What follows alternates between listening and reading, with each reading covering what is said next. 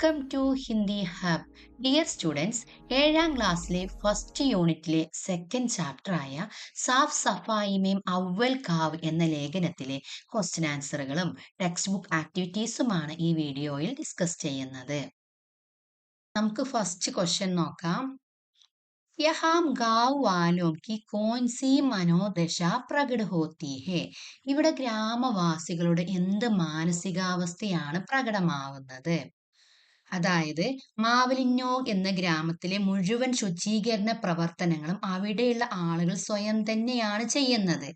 അവർ യാതൊരു തരത്തിലുള്ള ഭരണകൂടത്തെയും ആശ്രയിക്കുന്നില്ല എന്ന് നമ്മൾ പഠിച്ചു. അപ്പോൾ ഇവിടുത്തെ ഗ്രാമവാസികളുടെ എന്ത് മാനസികാവസ്ഥയാണ് അത് സൂചിപ്പിക്കുന്നത്? ആൻസർ നോക്കൂ.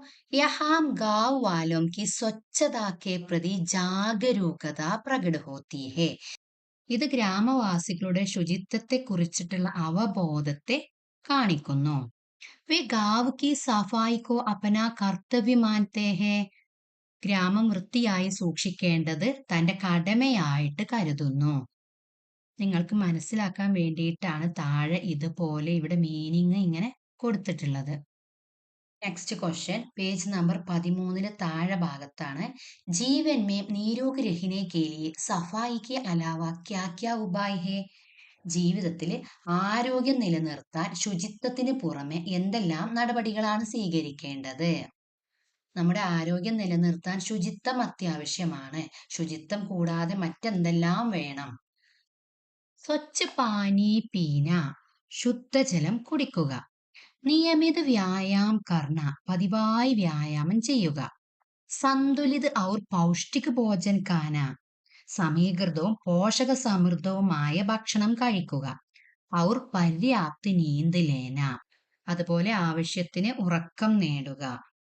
ഇതെല്ലാം ജീവിതത്തിൽ ആരോഗ്യം നിലനിർത്താൻ വളരെ അത്യാവശ്യമാണ്. നെക്സ്റ്റ് നമ്മുടെ ആക്ടിവിറ്റീസിലെ ഫസ്റ്റ് ആക്ടിവിറ്റി വന്നിട്ടുള്ളത് മാൻലേ മാവലിന്നോ ഗാവ് മേ പര്യടക് ആത്തേ ഹെ. മാവലിന്നോ ഗ്രാമത്തിലേക്ക് വിനോദസഞ്ചാരികൾ വരുന്നുണ്ടെന്ന് കരുതുക. വഹാം സൂചന പഠേ, അവിടെ ഒരു സൂചനാ ബോർഡ് ഉണ്ട്. വഹ് കൈസാ ഹോങ്ക, അത് എങ്ങനെയുള്ളതാവാം? ഇവിടെ നമുക്ക് ചെറിയൊരു ഭാഗം തന്നിട്ടുണ്ട് അല്ലെ. മാവലിന്നോ ഏഷ്യ കാ സബ്സെ സാഫ് സുതരാ ഗാവ്, ഏഷ്യയിലെ ഏറ്റവും വൃത്തിയുള്ള ഗ്രാമം.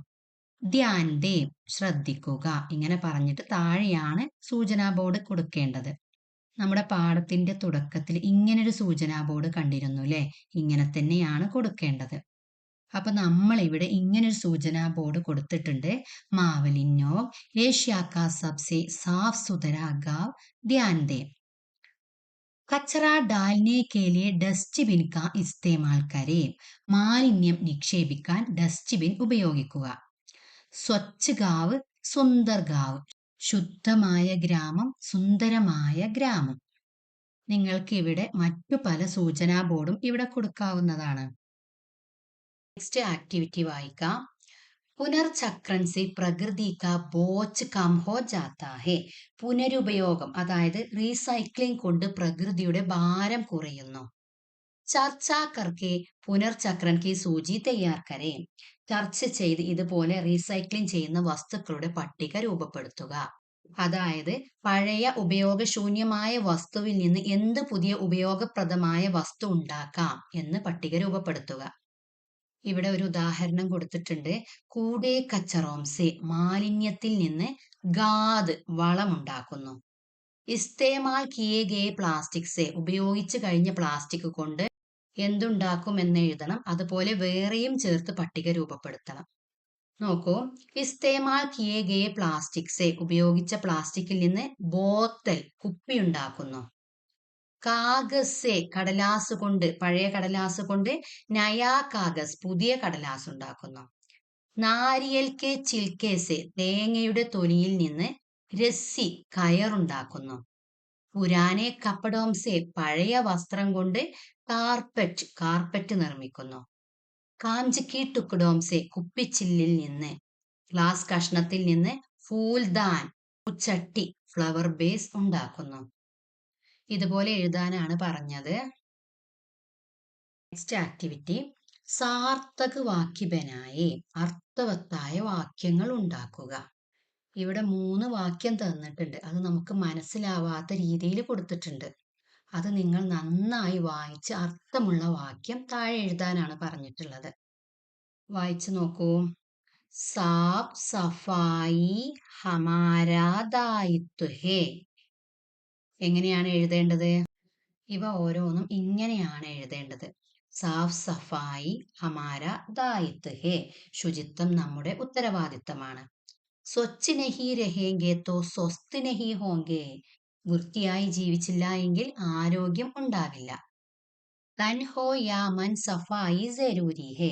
ശരീരമായാലും മനസ്സായാലും ശുചിത്വം അത്യാവശ്യമാണ്.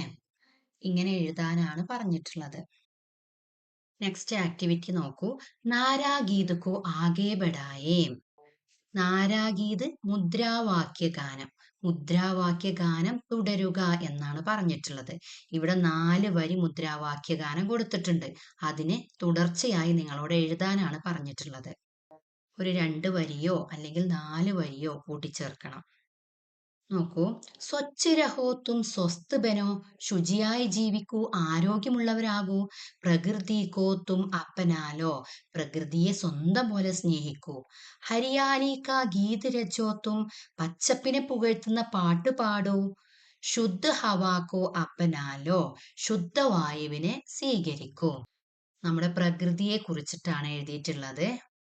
അപ്പൊ നമ്മൾ ഇങ്ങനെ ഒരു 4 വരിയാണ് ഇവിടെ കൊടുത്തിട്ടുള്ളത്. പേട് ലഗാവോ പേട് ബച്ചാവോ. മരങ്ങളെ നട്ടുപിടിപ്പിക്കൂ, മരങ്ങളെ സംരക്ഷിക്കൂ. ധർത്തി കോ ഹരിയാലി ദോ. ഭൂമിക്ക് പച്ചപ്പ് നൽകൂ. ജൽ ബച്ചാവോ ജീവൻ ബച്ചാവോ. വെള്ളം സംരക്ഷിക്കൂ, ജീവൻ സംരക്ഷിക്കൂ. മിൽക്കർ സുന്ദർ ദേശ് ബനാവോ. എല്ലാവരും ചേർന്ന് സുന്ദരമായ രാജ്യം നിർമ്മിക്കൂ. ഓക്കെ, നമ്മുടെ ലാസ്റ്റ് ആക്ടിവിറ്റിയാണ്. സന്ദേശവാക്യ ജോഡ്കർ പരിസ്ഥിതി സംരക്ഷൺ പർ പോസ്റ്റർ ഓർ ഡിജിറ്റൽ പോസ്റ്റർ ബനായേ. പരിസ്ഥിതി സംരക്ഷണത്തെ കുറിച്ചിട്ടുള്ള സന്ദേശവാക്യങ്ങൾ ചേർത്ത് ഒരു പോസ്റ്റർ അല്ലെങ്കിൽ ഡിജിറ്റൽ പോസ്റ്റർ തയ്യാറാക്കുക. അതായത് പരിസ്ഥിതിയെ സംരക്ഷിക്കേണ്ട സന്ദേശം നൽകുന്ന ഒരു പോസ്റ്ററാണ് ഉണ്ടാക്കേണ്ടത്. അതിൽ ചെറിയ സന്ദേശവാക്യങ്ങളും ചിത്രങ്ങളും ഒക്കെ വരണം. അപ്പൊ നമ്മൾ ഇങ്ങനെ ഒരു പോസ്റ്റർ ഇവിടെ കൊടുത്തിട്ടുണ്ട്. പര്യാവരൺ സംരക്ഷൺ ഹമാരി ജിമ്മേദാരി. ജിമ്മേദാരി ഉത്തരവാദിത്വം. പരിസ്ഥിതി സംരക്ഷണം നമ്മുടെ ഉത്തരവാദിത്തമാണ്. പേഡ് ലഗാവോ ധർത്തി ബച്ചാവോ. മരം നടൂ, ഭൂമിയെ സംരക്ഷിക്കൂ. സ്വച്ഛ് ജൽ സ്വസ്ഥ ജീവൻ. ശുദ്ധജലം ആരോഗ്യമുള്ള ജീവിതത്തിന്. പ്ലാസ്റ്റിക് കാ ഉപയോഗം കം കരെ. പ്ലാസ്റ്റിക്കിന്റെ ഉപയോഗം കുറക്കുക. ആവോ മിൽക്കർ പര്യാവരൺ ബച്ചായേ. എല്ലാവരും വരൂ, ഒരുമിച്ച് ചേർന്ന് പരിസ്ഥിതിയെ സംരക്ഷിക്കാം. ഓക്കെ ഡിയേഴ്സ്, ഈ ചാപ്റ്ററിലെ മുഴുവൻ ആക്ടിവിറ്റീസിനും നമ്മൾ ഉത്തരം കണ്ടെത്തിയിട്ടുണ്ട്. നിങ്ങളുടെ അഭിപ്രായം കമന്റിലൂടെ രേഖപ്പെടുത്തണം.